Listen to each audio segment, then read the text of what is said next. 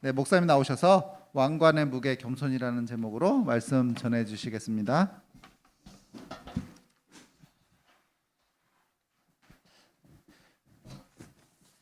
자, 여러분들, 우리가 사무엘상을 막 계속하니까 다음 주에는 과연 어떤 말씀이 나올까 막 이런 거 궁금하지 않으세요? 네? 안 궁금해요? 궁금해요? 그렇죠. 궁금하긴 하죠. 조금 궁금하죠. 그래. 안 궁금한 친구도 있을 것 같아요. 그렇죠. 뭐 말씀이 안 궁금할 수도 있겠지만 그래도 좀 궁금증을 가져주시면 좋을 것 같아요. 이제 집에서 오늘은 어떤 말씀일까 한번 이렇게 찾아보기도 하고, 그러면 여러분들이 말씀을 듣고 하나님의 말씀을 깨닫는데 더욱 큰 유익이 있으리라 믿습니다. 목사님이랑 먼저 살펴보기 전에 하나님께서 사람을 어떻게 만드셨나를 먼저 한번 살펴보도록 하겠습니다. 여러분, 하나님께서는 사람을 어떻게 만드셨냐면 관계에 의존적으로 만드셨어요. 예를 한 가지 들어볼게요. 여러분들이 엄마 아빠 없이 이 세상에 태어날 수 있었을까요? 없습니다. 우리는 누구나 내가 태어나는 그 순간 나와 엄마 아빠의 관계가 시작돼요. 그죠? 엄마 아빠의 관계 없이는 아무도 이 세상에 태어날 수 없습니다. 이렇게 우리의 삶에는 시작점부터 관계가 있어요. 사실 이건 한 가지의 예에 불과하고 더 본질적으로 얘기하자면 사람은 누구나 하나님과의 관계를 떨어져서 살아갈 수 없는 사람으로 창조됐습니다.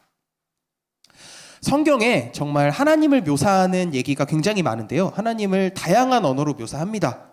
성경에서요. 그 중에 하나님을 묘사하는 단어 중에 하나가 뭐가 있냐면 하나님을 옷 입히는 사람으로 묘사하는 구절이 굉장히 많이 있어요. 하나님께서 맨 처음에 아담과 하와를 딱 지으셨습니다. 아담과 하와는 뭘 옷 입고 있었을까요? 다 벗고 있었죠, 그죠? 아담과 하와는 뭘 입고 있었을까요? 아담과 하와가 창조되고 나서 죄를 짓기 전에 아담과 하와는 뭘 입고 있었냐면 하나님의 영광을 옷 입고 있었습니다. 근데 죄를 짓게 되어 더 이상 아담과 하와는 하나님의 영광을 바로 옷 입을 수가 없게 됐어요. 그래서 하나님께서는 아담과 하와에게 가죽 옷을 만들어서 입히신 다음에 에덴 동산 밖으로 쫓아내십니다. 하나님의 영광을 못 입게 되자 이제는 하나님께서는 가죽옷을 만들어 주셨어요. 이건 뭐 동물의 피로 속죄한다는 의미가 깊숙하게 그 안에 들어있다고도 볼 수 있습니다. 자, 신약시대엔 바울이 성도들에게 뭐라고 권면하냐면 너희는 하나님의 전신갑주를 입어라 라고 권면을 합니다. 전신갑주가 뭘까요, 여러분? 말이 좀 어렵죠? 전신갑주라는 거 들어봤어요? 처음 들어본 단어일 수 있습니다. 전신갑주는 뭐냐면 갑옷이에요.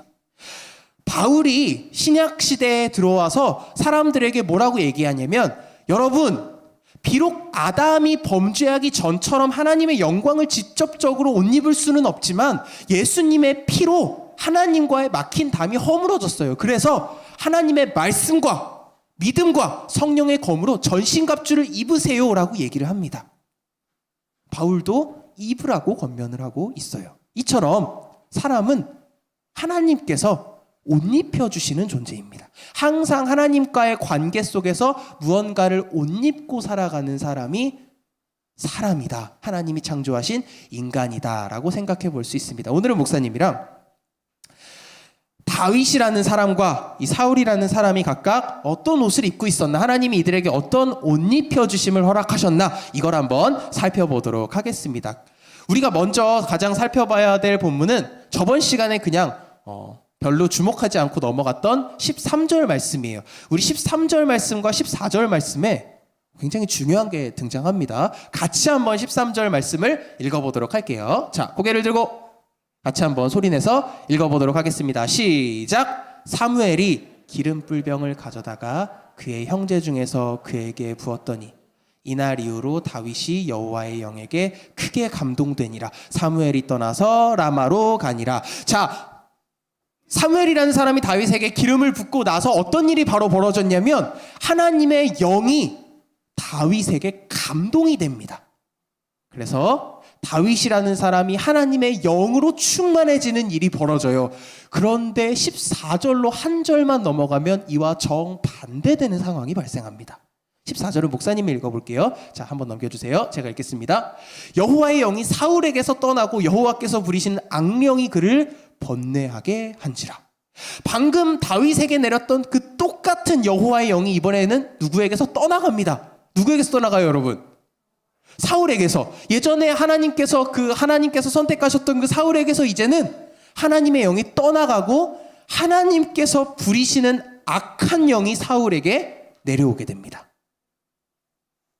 목사님은 이걸 딱 읽고 궁금증이 들었어요.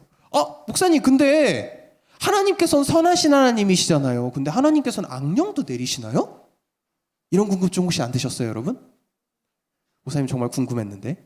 아니, 하나님은 선하신데 하나님이 악령도 막 다스리시고 사람에게 악령도 주고 그러시나요? 이런 궁금증이 생길 수 있습니다. 맞습니다. 근데 여러분, 이 본문을 자세하게 읽어보면요, 사무엘상의 저자가 계속해서 강조하는 게 있어요.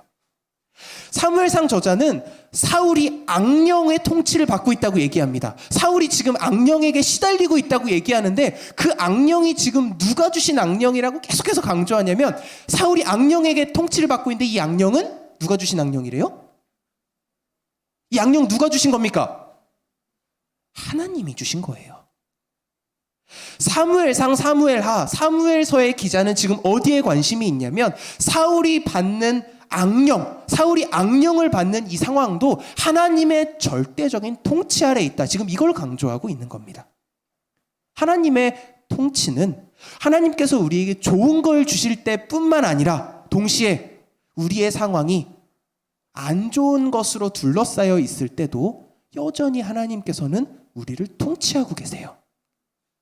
우리 이스라엘 백성들의 입장에서 한번 생각해 볼게요. 사울이 여러분 뭡니까? 사울이 왕이잖아요. 그죠? 이스라엘이라는 나라의 왕이에요. 이스라엘 백성들이 하나님 앞에 왕을 달라고 해서 열심히 기도해서 왕을 뽑아놨어요. 근데 지금 왕이 어떤 상황이에요? 악령의 통치를 받고 잠도 못 자고 괴로워서 죽으려 그래요. 이 일이나 할 수 있겠습니까? 일 못합니다. 왕을 뽑아놨더니 지금 왕이 악령의 통치를 받고 있어요. 이거 지금 어떤 상황이냐면 나라의 근반이 흔들리는 상황이에요. 나라가 멸망할 수도 있어요. 아니, 왕이라고 뽑아놨는데 왕이 지금 미친 것 같아요, 여러분. 이러면 어떻게 돼요? 나라가 망하는 거예요. 이렇게 나라가 멸망할 것 같은 굉장히 위험한 상황인 것처럼 보이지만 하나님은 주권적으로 이런 일을 행하십니다. 왜 행하실까요? 여러 가지 이유가 있습니다. 먼저는 하나님의 말씀에 불순종한 사울에 대한 징계라고 볼 수도 있을 것 같아요. 근데 무엇보다 하나님께서 이런 일을 왜 주권적으로 행하셨냐면 다윗 때문이에요. 다윗. 조금만 뒤로 살펴보게 되면 이 일 때문에 우리의 다윗이 왕궁 안으로 들어오게 됩니다. 자, 여러분 한 번만 더 생각해 볼게요. 다윗이라는 사람이 하나님께 선택받아서 왕으로 기름 부음 받았습니다. 이제 다윗은 왕이 될 거예요. 근데 다윗은 뭐 하는 사람입니까, 여러분? 양치던 사람이에요. 막내고 아버지한테 무시를 받아서 집에 중요한 사무엘이라는 손님이 오는 상황 속에서도 그냥 양치고 있던 그냥 막내 아들이에요. 이런 사람이 왕이 되면 어떻게 될까요? 여러분, 이런 사람이 왕이 되면 어떻게 돼요? 사울이랑 비슷하겠어요. 그죠? 사울은 지금 악령 때문에 아무 일도 못하는데 다윗은 뭘 해야 될지 몰라서 아무 일도 못해요. 양치던 사람이 어떻게 왕을 해요? 왕은 나라의 일을 관리하고 외교도 좀 관장해주고 재정도 처리하는 법도 알고 이런 게 왕인데 다윗은 그런 걸 아무것도 몰라요. 하나님께서 다윗이라는 사람을 하나님의 마음에 맞는 왕으로 세우기 위해서 주권적으로 지금 역사를 움직이고 계십니다. 근데 정말 안타까운 건 뭐냐면 하나님과 함께 역사를 시작했던 다윗이 하나님과 함께 역사를 시작하는 그 시작점에서 하나님이 사울을 통해 일하셨던 사울과 함께 하심은 끝나는 거예요. 역사가 다윗 쪽으로 바뀌게 됩니다. 사울의 입장에서 보면 굉장히 안타까운 상황이에요. 아무튼 이렇게 심지어 나라가 멸망할 것 같은 악령이 왕을 지배하는 이런 상황도 누가 통치하고 계시냐면 하나님이 통치하십니다. 그래서 하나님의 자녀들은 언제나 감사할 수 있는 거예요. 이런 선하신 하나님이 심지어 하나님의 뜻을 위해서라면 나라 하나도 뒤집을 만큼 전능하신 하나님이 나의 아버지가 되시기 때문에 그 선하신 하나님이 내 아버지이기 때문에 우리는 어떤 상황에서라도 감사할 수 있는 줄 믿습니다. 아멘. 그래서 우리는 감사할 수 있게 되는 거예요. 아무튼 여호와께서 부리시는 악령 때문에 사울이 번뇌하게 됩니다. 여러분, 번뇌라는 단어가 좀 어려워요. 고통스러워한다 이렇게 생각하면 됩니다. 하나님께서 보내신 악령 때문에 지금 사울이 죽을 것 같이 고통스러워하고 있어요. 이 번뇌하다라는 단어가 구약 성경에 16번밖에 안 나오는, 원어로 보면 그렇게 많이 사용되지는 않는 단어입니다. 그런데 이 16번 가운데 정확히 반인 8번이 어디 등장하냐면 욥기에 나와요. 여러분, 욥기가 어떤 책인지 아세요? 욥이라는 사람이 잘못은 없지만 사탄의 시험 때문에 하나님 앞에 모든 가진 것과 자녀들을 빼앗기고 하나님 앞에 죽을 것 같이 고통하는 그런 책이 욥기예요. 이런 욥기에 이 단어가 8번이나 등장합니다. 더 나아가서 목사님이 다 살펴보니까 이 번뇌하다라는 단어가 어떤 단어랑 정말 자주 같이 사용되냐면 죽음이라는 단어랑 같이 사용돼요. 그러니까 이 번뇌하다라는 단어는 죽을 것 같이 번뇌하는 거예요. 여러분, 혹시 이런 생각해 본 적 있으세요? 도대체 하나님이 부리시는 악령이 어떻게 사울을 괴롭혔길래 사울이 죽을 것 같이 번뇌했을까요? 힌트를 한번 찾아보도록 하겠습니다. 사무엘상 10장 10절로 한번 가볼게요. 자, 사무엘상 10장 10절입니다. 여기 힌트가 있어요. 같이 한번 읽어보도록 하겠습니다. 앞에 보고 시작! 그들이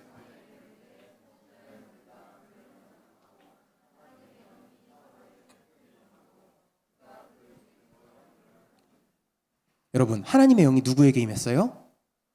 사울에게 임했어요. 자, 오늘 본문을 한번 생각해 봅시다. 하나님의 영이 누구에게 임하셨죠? 다윗에게 임했어요. 사울은 어떤 사람이었냐면 다윗이 지금 성령 충만에 있어서 하나님의 영이 충만하게 다윗에게 임했는데 그 똑같은 영을 받았던 사람이 사울이에요. 사울도 다윗이랑 똑같은 영을 받았었습니다. 사울은 하나님이 주시는 은혜와 하나님의 평안과 하나님의 사랑이 어떤 건지를 아는 사람이었어요. 하나님의 은혜가 어떤 건지 아는 사람에게 하나님의 은혜가 사라집니다. 예전에 누렸던 그 은혜만큼, 그 공백만큼 뭐가 찾아오냐면 불안과 고통과 죽을 것 같은 무서움이 찾아오는 거예요. 영이라는 게 이런 겁니다. 예전에 사울이 은혜를 많이 누렸던 자인 만큼 그 은혜만큼 사울은 이제 고통스러워하는 거예요. 목사님 생각인데 아마 사울이 이렇게 하나님의 영을 충만하게 알지 못했다면 악령에서도 그렇게 고통스러워하지 않았을 수 있겠다는 생각이 들어요. 하지만 여러분, 영이라는 게 그렇지 않습니다. 우리는 항상 누구를 옷 입는 존재라 그랬죠. 하나님은 하나님과의 관계 속에 살아가도록 우리를 창조하셨어요. 하나님과 친밀하게 누리던 그 평안이, 세상의 평안은 아무것도 그걸 채워줄 수가 없기 때문에 하나님의 영이 떠나가는 순간 사울에게 남은 건 죽을 것 같은 고통, 그거밖에 없었던 거예요. 이런 상황 속에서 사울의 신하들은 가만히 두고 볼 수가 없잖아요. 우리 왕이 지금 빨리 일도 처리하고 나라를 좀 보살펴야 되는데 왕이 지금 뭐 하고 있어요? 고통스러워하고 있어요. 일을 못하고 있어요. 사울의 신하들이 한 가지 방법을 생각해냅니다. 그래, 이건 답이 없다. 그러면서 우리 18절 말씀을 사울에게 가서 얘기하게 됩니다. 우리 다음 구절 한번 띄워주세요. 자, 16장 18절 같이 한번 읽어보도록 하겠습니다. 시작! 소년 중 한 사람이 대답하여 이르되 내가 베들레헴 사람 이새의 아들을 본즉 수금을 탈 줄 알고 용기와 무용과 구변이 있는 준수한 자라. 여호와께서 그와 함께 계시더이다 하더라. 사울의 신하들이 생각했던 게 뭐냐면, 그래, 우리의 왕이 고통스러워할 때 하나님이 함께 계시는 사람을 불러서 그 사람으로 좀 수금을 타게 하자. 그러면 왕이 조금 나아질 거야 라는 생각을 하게 됩니다. 여러분, 잘 한번 생각해 보세요. 지금 사울이 고통스러워하고 있습니다. 지금 왜 고통스러워하고 있나요? 하나님의 영이 사울을 떠났기 때문이에요. 더 근본적인 이유는 사울이 불순종했기 때문에. 사울이 하나님을 떠났기 때문에 지금 사울은 고통스러워하고 있는 거예요. 근데 신하들도 알아요. 아, 우리의 왕에게는 하나님이 떠나셨구나. 하나님이 떠난 왕에게 신하들이 기껏해야 할 수 있는 게 뭐냐면 하나님의 사람을 옆에라도 붙여두는 거예요. 그거밖에는 방법이 없습니다. 이 문제 자체가 지금 하나님이 떠났기 때문에 사울에게 이런 문제가 나타난 거예요. 해결 방법은 하나밖에 없어요. 하나님이 다시 오셔야 돼요. 근데 사울은 버림받았잖아요. 그래서 이 사람들이 생각한 게 뭐냐면, 그래, 그러면 하나님의 사람을 옆에라도 두자. 우리가 믿는 하나님이 이런 하나님이십니다, 여러분. 이스라엘의 왕이 도저히 방법을 찾지 못해서 찾은 방법이 뭐냐면, 그래, 하나님의 사람을 옆에라도 둬보자. 이거밖에는 방법이 없다 라고 결론 내릴 이런 전능하신 하나님이 우리의 하나님이신 줄 믿습니다. 그 하나님이 여러분들을 주권적으로 사랑하십니다. 이렇게 하나님의 사랑을 받는 사람에게 뭐가 두렵겠습니까? 그죠? 이렇게 역사를 주관하시고 모든 것의 주인 되시고 심지어 악 속에 빠져 있을 때라도 우리를 주권적으로 인도하시는 분이 우리의 하나님이라는 사실을 지금 계속해서 사무엘상 기자는 우리에게 말해주고 있는 겁니다. 결국에는 사울이라는 사람의 입장에서 보면 굉장히 안타깝지만 다윗이라는 사람의 입장에서 보면 이제 하나님과 한 걸음 시작하는 이 역사가 오늘 우리가 살펴보는 이 본문의 말씀인 거예요. 우리 굉장히 중요한 한 가지만 더 살펴보고 말씀을 마무리하도록 하겠습니다. 다윗이라는 사람은 방금 하나님 앞에 기름 부음 받은 사람이에요. 그런데 하나님께서 다윗에게 맡긴 첫 번째 임무가 뭐냐면요, 여러분, 사울이라는 사람 옆에 가서 수금 타게 하는 거예요. 다윗의 입장에서 한번 생각을 해보겠습니다. 우리 입장을 막 돌아다니는데 이스라엘 백성의 입장, 다윗의 입장에서 한번 생각을 해볼게요. 나는 방금 기름 부음 받았어요. 근데 하나님이 전에 있던 왕을 버리셨대요. 그래서 내가 기름 부음 받았대요. 근데 나에게 일어나는 첫 번째 일, 여러분 기름 부음 받으면 뭐 해야 됩니까? 나가서 전쟁에 가서 승리를 하거나 혹은 왕관을 쓰거나 뭐 그래야 될 것 같은데, 하나님이 다윗에게 시키시는 첫 번째 일은 뭐냐면 왕관을 쓰는 것도 승리에 흠뻑 취하게 하는 것도 아니셨어요. 하나님께서는 다윗에게 뭘 맨 먼저 시키시냐면, 비록 버림받았지만 하나님이 세우셨던 그 사울을 섬기는 일을 먼저 시키십니다. 이 부분과 관련해서 우리 말씀 한 구절 살펴보도록 하겠습니다. 사무엘 요한일서 4장 20절이에요. 제가 읽도록 하겠습니다. 누구든지 하나님을 사랑하노라 하고 그 형제를 미워하면 이는 거짓말하는 자니 보는 바 그 형제를 사랑하지 아니하는 자는 보지 못하는 바 하나님을 사랑할 수 없느니라. 이렇게 생각하는 친구가 있을 것 같아요. 아, 그래, 오늘도 설교 말씀 들었으니까 하나님 말씀에 순종해야겠다. 집에 가서 하나님 말씀에 순종해야겠다라는 마음을 갖고 엄마가 숙제해 하니까 싫어요 이러면서 엄마의 말씀에 불순종하고 학교에 가서 선생님의 말씀에 불순종한다면 우리는 하나님의 말씀에 절대로 순종하고 있는 게 아닙니다. 눈에 보이는 형제를 사랑하지 못하면 눈에 안 보이는 하나님을 사랑할 수 없습니다. 똑같습니다. 눈에 보이는 권위에 순종하지 못하면 눈에 안 보이는 권위에도 절대로 순종할 수 없습니다. 요즘 시대가 여러분들에게 속이는 거짓말이 하나 있어요. 자유라는 명목으로 권위에 순종할 수 있는, 하나님께서 기뻐하시는 일을 막아버렸어요. 그리고 권위에 불순종하는 게 멋있는 것처럼 보이게 만들어놨습니다. 근데 여러분, 결코 그렇지 않아요. 하나님께서는 관계적으로 사람을 창조하시고 하나님께서 세우신 권위에 순종하도록 사람을 만드셨습니다. 우리가 눈에 보이는 권위, 선생님, 부모님, 혹은 형이 될 수도 있고 목사님이 될 수도 있겠죠. 순종하지 못한다면 하나님의 말씀에 결코 순종하는 게 아닌 게 되는 거예요. 굉장히 어려운 일입니다. 목사님도 굉장히 어려워요. 권위에 순종한다는 건 무엇이 계속해서 지금 권위에 순종하는 걸 방해하고 있냐면 내 마음속에 있는 교만이 권위에 순종하는 걸 방해합니다. 똑같아요. 눈에 보이는 권위에 순종하는 것도 교만이 방해하고 눈에 보이지 않는 권위에 순종하는 것도 내 마음속 교만이 방해합니다. 그래서 끊임없이 훈련해야 돼요. 어디서부터? 눈에 보이는 권위에서부터. 하나님이 세우신 권위 여러 개가 있습니다. 학교에서 친구들이 선생님을 멸시한다 하더라도 여러분들은 절대 그러시면 안 됩니다. 그건 하나님이 기뻐하시는 일이 아니에요.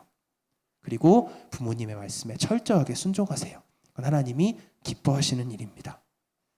눈에 보이는 권위에 먼저 순종함으로써 하나님의 말씀에 순종하는 여러분들이 되시기를 예수님의 이름으로 축복합니다. 이처럼 하나님께서는 다윗이라는 왕을 세우시는데요. 다윗이 참 왕이 되려면 자신의 마음속에 있는 교만도 다스려야 했어요.